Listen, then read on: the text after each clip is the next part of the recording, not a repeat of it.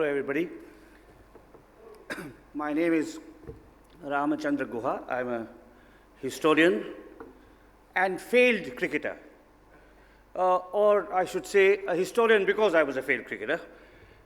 And I'm going to argue that India is the most interesting country in the world. Not because we play cricket, because other countries do. Not because we watch films, which are the 20th century's greatest popular passion. But because we are the world's least likely nation, as well as its least likely democracy. And I should start by explaining what I mean. If you look at the history of nationalism in the modern world, nations were brought into being when the citizens of a particular unified territory were made to subscribe to the same religion, speak the same language, and have a common enemy. Look at the history of England, as chronicled in the great work Forging the Nation by Linda Colley. The British essentially defined themselves as Protestant and against Catholic.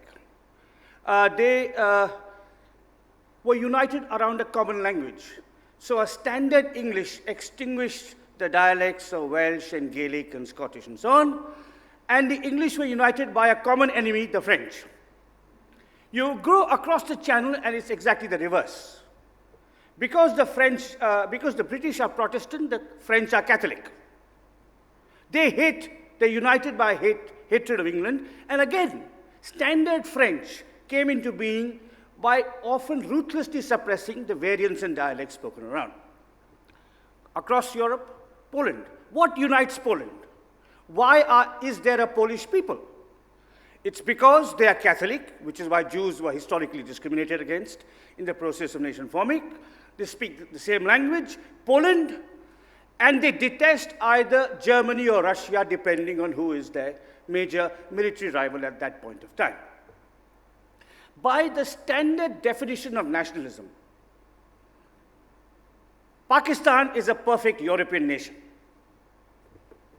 Pakistan came into being because some Muslims felt insecure in the larger space of British India. So they were united by religion, by language. So Urdu was imposed even on Punjabi and Bengali speakers.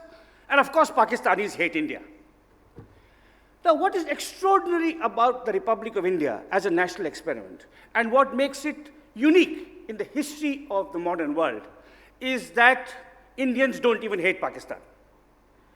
And of course, they don't speak a common language. If you look at the rupee note, you'll see 17 scripts represented on it, not just 17 languages. And as explained in the article that Piyush read out, we are a dominantly Hindu country with a Sikh prime minister, whose most powerful person today was born in Italy and raised in a Catholic household. We have the oldest synagogues in the world. Australia considers itself a Christian nation. We have more Christians than Australia. We have more Buddhists than Tibet, and so on and so forth. So it's the most, in a sense, unnatural nation in the world. It's also the world's least likely democracy.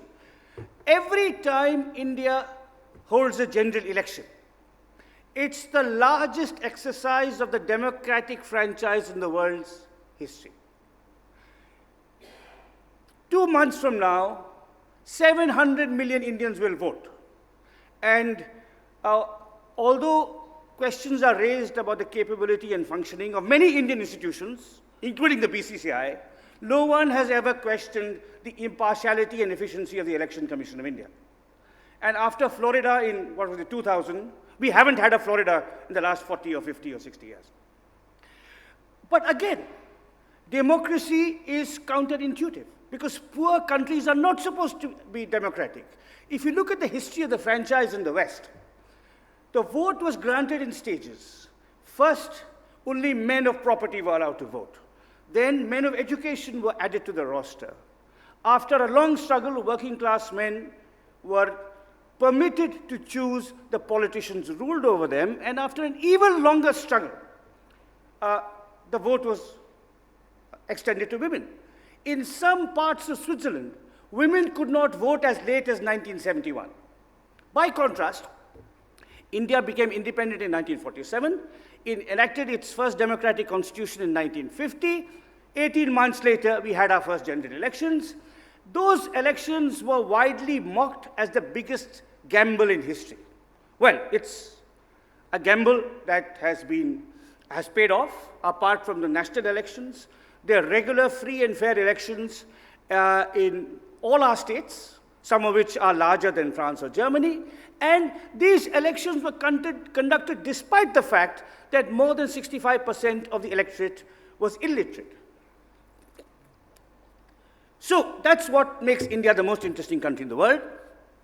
It is the most recklessly ambitious and ambitiously reckless political experiment ever conducted by humans.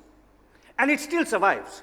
And the burden of my talk today is to try and explain to you why we have this extraordinarily diverse country holding together as a single nation and run, unlike other ex-colonial countries, on democratic principles.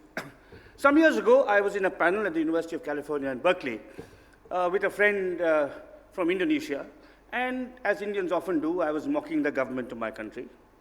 And he said, Ram, why are you so critical? In your country, at least you have general elections. In my country, we have the elections of the generals.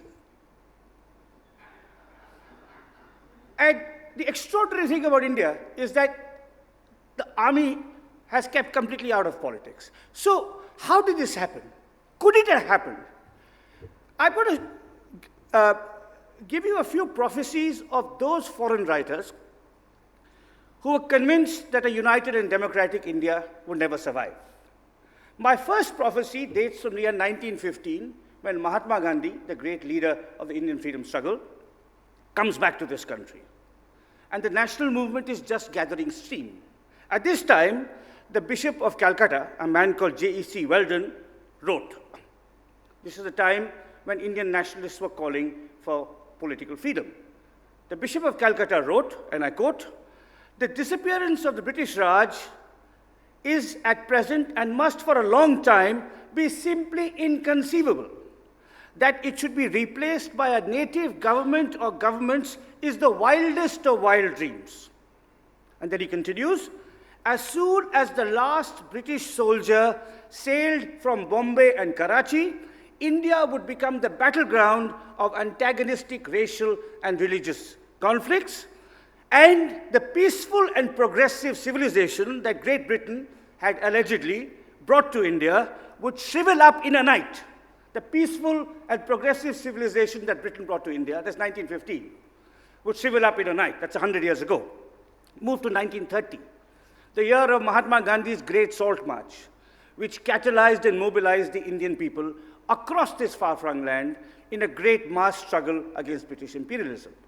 Following Gandhi's march, Winston Churchill, then an out-of-work politician in Great Britain, went up and down his country, making a series of speeches mocking the nationalist pretensions of the Indians.